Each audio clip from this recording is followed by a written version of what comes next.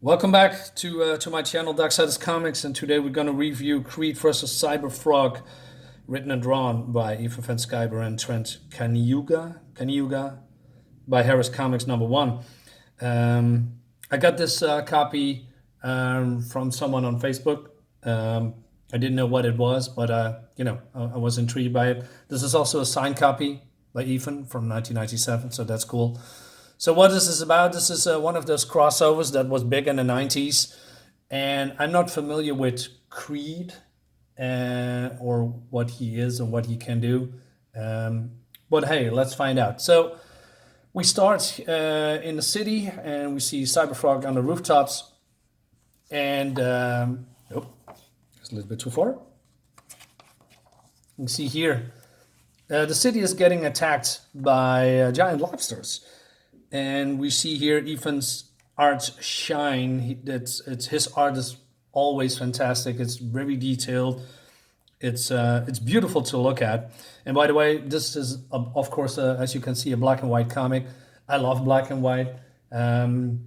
Sometimes I prefer it over color. Not always, because color is can bring life in certain situations when it comes to comics and art. But in this case, I just love the black and white. And we see here Cyberfrog is attacking the lobsters, but the shell of the lobsters are very hard. He cannot penetrate it. And then the lobsters hit him, and he falls into the crowd because there's a lot of people here in, I believe this is Manhattan, by the way. And he meets a boy, and the boy wants to help him. And the boy is, this long-haired little dude with very, very, very big feet. And this is Creed. And Creed is, what he can do is, what can he do? He has a little toad, and that can transform into a giant dragon, or maybe he can morph into, other stuff.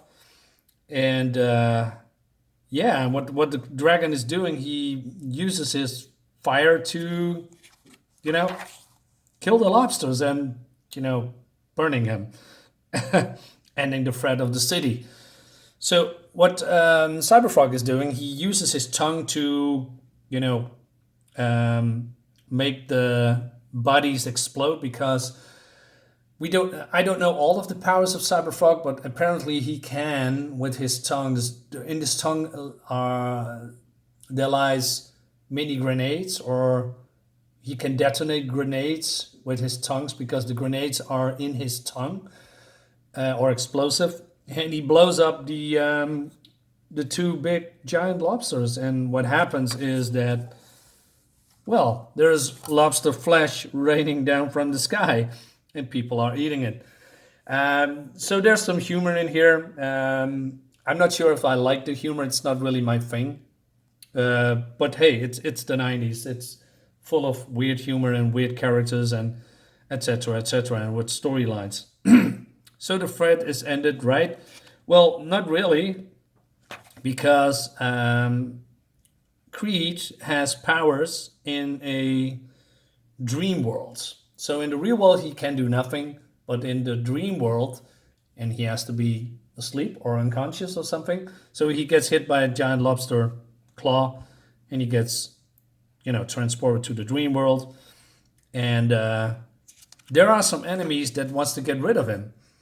And one of the enemies is called Disorder. I believe that's an enemy of Creed. But the other one is Deathfly. Or is it Deathfly? Is that how you say it? Well, let me double check. Yeah, Deathfly. And Deathfly is an enemy of Cyberfrog. How he comes there, I don't know. I don't know the whole story about the dream world, but apparently people in that world, and this little boy is named Mark Farley, by the way. It's something he represents in that world, but it's not really explained why or how and what the background is.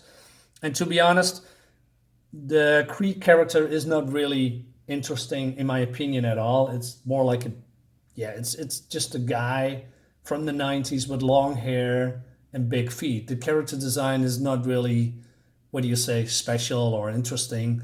And his background, also not really interesting in my opinion. I mean, it could work if you, well, I don't know if it could work, but the design it sucks in my opinion. Cyberfrog, on the other hand, is a great design.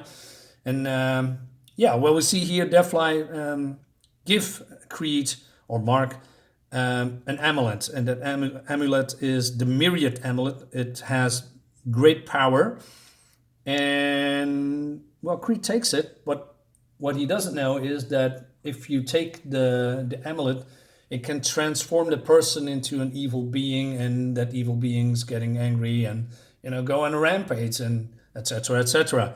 So that's what's gonna happen. And why are they doing that? Why are they giving the amulet to this boy? Well, for instance, Deathfly wants to get rid of Cyberfrog, so he hopes that, and well, it's gonna happen, that Creed is gonna battle Cyberfrog, try to kill him, and basically, if the amulet turn Creed evil and Creed kills people, that makes him, well, not pure anymore, and he cannot return to the dream world. So this monster called, what's his name? Disorder, that's this guy, is going to rule supreme. So he's going back, and then what first is going to happen is that Creed is going to kill, what am I saying? Kidnap Head of Swain. Head of Swain is a character in Cyberfrog. I mean, they are close friends, and they are very protective of each other. So Creed is gonna, kidnap her, brings her to Deathfly and Disorder, and Creed is gonna battle Cyberfrog. So I'm gonna skip a few pages, and we see here Head of Swain is in, I don't know, hell or in another dimension, and we can see the beautiful art of Ethan. It's a sight to behold. This page, it's really good. Look at how many details it's in a page. It's crazy. It's just crazy. And yeah, I love this rendition of Deathfly. And Deathfly is basically in love with Head of Swain, but Head of Swain doesn't want to do anything with him. And then we're going to return a little bit I'm going to skip a few pages. So basically, there's some battle going on between Mark and Creed and Cyberfrog, but then something happens. The Creed is gonna use the the amulet to warp reality and bring parts of the dream worlds to the real world that disrupts then the city. And what Cyberfrog is doing, uses his tongue again, and he, uses his tongue around the building that they are standing up here, and his tongue can go on for miles and miles and miles. Uses the bombs in his tongue, jumps away. The building is collapsing by the explosion, and Creed is coming back to himself by the detonation and by the impact. And then we see, I'm gonna skip a few pages. Ridiculous. So the portal is still open, and stuff's still bleeding in from the dream world into reality. And we see Deathfly, Head of Swain, and that other dude that I'm forgetting, Disorder, yes, coming to this reality in a crazy bone-structured death train, evil train, whatever you call it. It's freaking fantastic. But we see here, Cyberfrog crushes the amulet, and they both warp back to the world, closing the portal. And that's basically it. It's nothing more than that. It's a crazy story about, I don't know what. So the story is a little bit so-so. It's okay. It's not really special. The highlight of this book, and that's probably the only reason that you want to read this book, is Cyberfrog and the Art of Eva van Sciver. It's great, but overall, it's not really special in my opinion. And I believe this cover is also an alternative cover. Not entirely sure, but that's what I've been told. Well, it doesn't matter. It's a fun book from 1997. I enjoyed it, but the Creed character, it sucks. It sucks. Hey, thanks for watching. By the way, subscribe to my channel, but I have some other news as well. As some of you know, we're gonna launch, well, let me rephrase that. We're doing an Indiegogo campaign. The BLACKHART Manor is going live this Friday. So check that out. I'm gonna leave the link in the description. And I hope you're gonna back our comic. It's great. It's a 40-page black and white horror magazine. Also black and white, just like this one.